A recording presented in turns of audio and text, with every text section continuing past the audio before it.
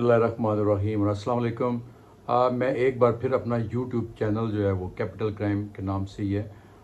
वो आज इस पे मैं काफ़ी टाइम के बाद ये वीडियो अपलोड करने लगा हूँ। मैंने एक और वीडियो चैनल बनाया था जिसमें मैं अपने सफ़र के दौरान मुख्तलिफ़ यूरोपीय ममालिक के अंदर इंग्लैंड अमेरिका जहाँ मैं जाता था मैं वो वीडियोस डाल रहा था। बड़ा अच्छा रिस्पांस भी आ रहा था। खैर वो मेरे एक बड़े अजीज़ हैं मियाँ आबद, उन्होंने बनाया था साइप्रस में।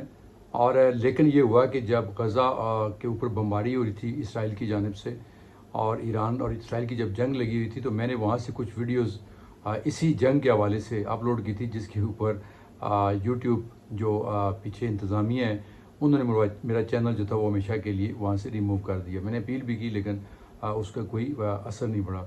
तो मेरे बहुत सारे जो फॉलोअर्स हैं जो फेसबुक के ऊपर हैं, टिकटॉक के ऊपर हैं, सोशल मीडिया के ऊपर हैं, तो वो मुझे सारे इसरार कर रहे थे कि मैं ये यूट्यूब चैनल जल्द लाजमी शुरू करूँ।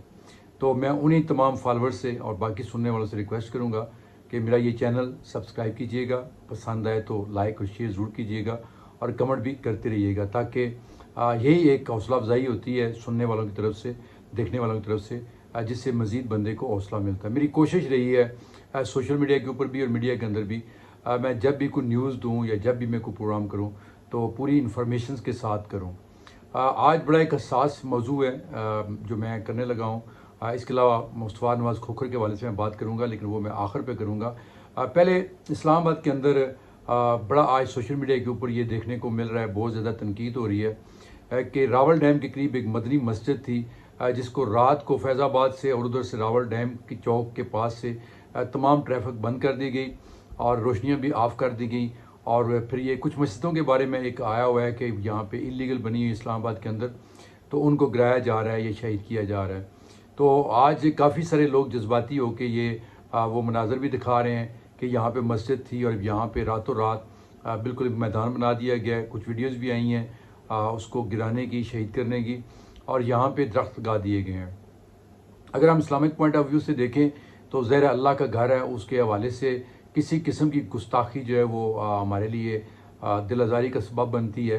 लेकिन अफसोस के साथ ये भी कहना पड़ता है कि पाकिस्तान में जो मस्जिदें हैं ज़्यादातर अब वहाँ भी एक तरह का बिज़नेस शुरू हो गया है। मुख्तलिफ तबका फ़िक्र के जो लोग हैं वो मसाजिद के ऊपर कब्ज़े कर लेते हैं और फिर उस मस्जिद की आड़ में चंदा और बाकी जो और अपने जो उनके ख़यालात हैं, अपनी जो उनकी एक राय है अपने दीन के हवाले से या अपने नज़रिए के हवाले से, उसका वो प्रचार करते हैं वहाँ से।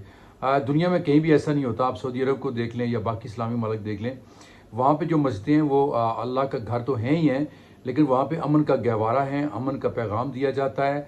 हमारी मस्जिदों में बदकिस्मती से शिया सुन्नी के ख़िलाफ़, सुन्नी वाबी के ख़िलाफ़, वाबी देवबंदी के ख़िलाफ़, और ये माजी में इसके ऊपर बेशुमार जानें ज़ाया हो चुकी हैं, ये जो फ़िरका बंदी है। फिर इसके अलावा ये है कि मस्जिद बनाने के लिए भी कुछ रूल्स एंड रेगुलेशंस हैं और इस्लामाबाद के अंदर भी वो तमाम कवानीन मौजूद हैं कि मस्जिद कहाँ पे बन सकती है, उसकी इजाज़त चाहिए होती है, NOC चाहिए होता है मुख्तलिफ डिपार्टमेंट्स के अंदर से। लेकिन ये ज़्यादातर क्या हुआ है कि हाईवे के ऊपर जैसे मैं ज़िया मस्जिद की मिसाल देता हूँ, जनरल ज़िया ने किसी दौर में यहाँ से गुजरते हुए वहाँ पर मस्जिद बना डाली और उसका ना ही ज़िया मस्जिद आज भी पड़ा हुआ है। तो खैर वो तो हुक्मरान थे जी, उनको तो शायद इजाज़त की ज़रूरत ही नहीं है। आज भी हुक्मरानों को किसी काम की इजाज़त की ज़रूरत नहीं होती, वो तो जो चाहें कर लेते हैं। लेकिन ये देखा गया इस्लामाबाद के अंदर मसाजिद जो हैं ये मुख्तलिफ जो मज़मूम मकासद हैं उनको पूरा करने के लिए बनाई जाती हैं और फिर वहाँ पे अपने लोग जो हैं वो मुसल्लत किए जाते हैं। मैं इसकी मिसाल दूंगा यहाँ मीडिया टाउन, जिस घर के अंदर बैठ के भी मैं ये वीलॉग कर रहा हूँ। हमारी एक मस्जिद यहाँ पे डी ब्लॉक के अंदर आज से कुछ साल पहले, वो मस्जिद अभी पूरी तरह मुकम्मल भी नहीं हुई थी, सुबह उठे तो वो सब्ज़ पगड़ियों वाले जो लोग हैं, जिनको हम अक्सर लोग मजाक में तोता भी कहते हैं, तो वो आए हुए थे वहाँ पे बगैर किसी से पूछे। वहाँ पे कोई 100-150 बंदा उनका घुसा हुआ था। तो हमारी जब इंतज़ामिया ने पूछा कि भाई जी तुसी कितों आए हो, तो उन्होंने कहा जी बस अल्लाह ने खिदमत करनी, अल्लाह ने करनी और दीन की खिदमत करनी है, मस्जिद आज तुसी संभालेंगे। खैर हम तो मीडिया वाले लोग बैठे थे, अगले 1 घंटे के अंदर उनको वहाँ से भागना पड़ गया और वो चले गए यहाँ से। लेकिन ये इस तरह की चीज़ें हो रही हैं। और अगर ये मदनी मस्जिद या मक्की मस्जिद जिसका बताया जा रहा है रावल डैम के पास, अगर ये गैर कानूनी तरीके से ही बनी हुई थी और इसको गिराने के लिए अगर नोटिस वगैरह दिए गए थे तो ज़रूर मतलब है ये काम तो होना चाहिए था। लेकिन मैं कहता हूँ कि जिस दौर में ये मस्जिद बनी थी उस दौर के अंदर जितने भी CDA के बिल्डिंग कंट्रोल वाले या जहाँ जहाँ से NOC मिलता था, अगर वो नहीं दिया गया उनके होते हुए बनी, तो उन लोगों को FIA के हवाले किया जाना चाहिए कि उस वक्त उन्होंने फिर ये गैर कानूनी मस्जिद अगर थी तो क्यों बनने दी। ये हमारे मुल्क का बदकिस्मती है कि हम अभी 29 जो बिल्डिंगें सील की गई हैं और 99 कोई हाउसिंग सोसाइटियाँ जिनको गैर कानूनी करार दिया गया है, तो जब ये बन रही होती हैं, जब लोग लुट रहे होते हैं, जब लोगों के साथ फ्रॉड हो रहा होता है, तो उस वक्त ये सारे इदारे खामोश होते हैं। बाद में फिर ये अपनी खामोश नहीं होते, अंदर खाने पैसे ले रहे होते हैं, उनको काम करने दिया जाता है और जब जूस अच्छा खासा वहाँ से निकल जाता है तो फिर उनकी ब्लैक मेलिंग तो रुकती नहीं है। फिर वो ब्लैक मेलिंग के लिए इस तरह के गैर कानूनी हरबे, जैसे भी डिप्टी कमिश्नर इस्लामाबाद ये सारे काम कर रहे हैं मुबैना तौर के ऊपर, और इसी तरह DG जो है बिल्डिंग कंट्रोल CDA फैसल, वो भी यही धंधा कर रहा है। उसके भाई ने एक कंपनी बनाई हुई है, जब तक वहाँ से नक्शा पास नहीं करवाएंगे, आप बनवाएंगे नहीं, तो ये किसी को बनाने देता है। जब दरमियान में की बिल्डिंग पहुँचती है तो फिर ये रोक देता है। ज़ाहिर इनके पास एक फ़ोर्स होती है, वो जाके रोक देते हैं और फिर अल्लाह खैर सल्लम। तो ये बहरहाल एक सेंसिटिव मामला है। हुकूमत को भी, इंतज़ामिया और पुलिस को भी ये सोच समझ के ही करना चाहिए, क्योंकि हमारे लोग जज्बाती हैं और फिर जज्बात तो अंधे ही होते हैं, फिर निकल आते हैं लोग और अल्लाह ना करे कोई जान ज़ाया हो। पहले हमारे मुल्क में बहुत जानें ज़ाया हो चुकी हैं। अच्छा, मैं मुस्तफ़ा नवाज़ खोखर की बात करूँगा। आज वो प्रेस कॉन्फ्रेंस हो रही थी, जो अपोजिशन जमातें हैं बहुत सारे अपनी अपनी बात कर रहे थे। ज़ुबैर भी बात कर रहा था वहाँ पे, मोहम्मद ज़ुबैर और भी बहुत सारे लोग थे, असद कैसर साहब थे, बहुत सारे लोग थे। तो मुझे मुस्तफ़ा नवाज़ खोखर जो है ये बंदा मुझे बड़ा अच्छा लगता है। एक तो बहुत पढ़ा लिखा है और पढ़ा लिखा होने के साथ साथ कोशिश भी बहुत करता है। और उनकी एक बात जो थी ना वो ये थी कि ये जो यानी उन्होंने इस्टेब्लिशमेंट की तरफ इशारा किया कि एक सिर्फ ये बात होनी चाहिए कि आवाम को फ़ैसला करने दे हुकूमत किसने करनी है, बंद कमरों में फ़ैसले ना हो, इलेक्शन करवाएं, बिल्कुल गैर जनदाराना इलेक्शन हो, जो जीत के आए वो आके हुकूमत करे। ये तो सही बात है, इसमें तो कोई दो राय नहीं है।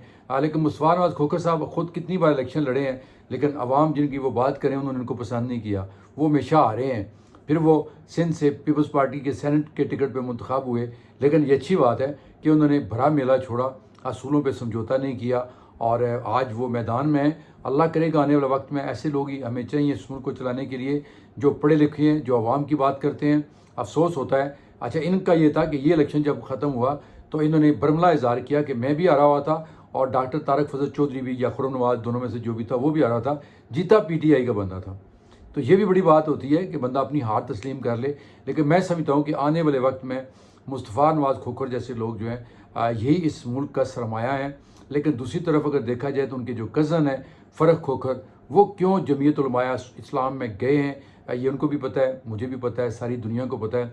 कोई उनके दिल में कोई दीन की वो कोई तड़प जागी हो, मुझे नहीं लगता इस तरह से।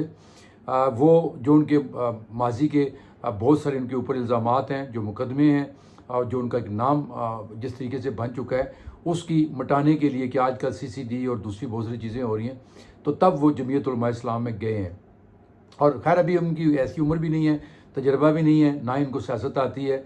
जो उनका ये कहना जी कि मेरी ज़िंदगी रही तो मैं मौलाना फजल रहमान को वज़ीर-ए-आज़म बना दूंगा, तो मेरा ख्याल है सबसे पहले तो अपने कज़न जो मुस्तफ़ा नवाज़ खोखर हैं उनका बाजू बनना चाहिए इनको। अगर माजी में गलतियाँ हुई हैं तो गलतियों से इंसान सीखता है, उनसे तौबा कर लेनी चाहिए और वाकई हकीकी मैनों में इस मुल्क और इस अवाम की खिदमत के लिए आगे आना चाहिए। अगर ऐसा होता है तो बिल्कुल मीडिया और अवाम भी उनके साथ होंगे।